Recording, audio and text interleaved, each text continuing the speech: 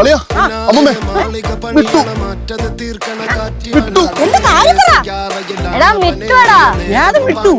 എടാ ഒരു ദിവസം ഒരു പയ്യനും ഒരു അച്ഛനും കൂടെ എന്നെ പെണ്ണ് കാണാൻ വന്നില്ലേ? ഞാൻ കൊണ്ട് ചായ ഒക്കെ കൊടുത്തായിരുന്നു. ഓർമ്മയുണ്ടോ?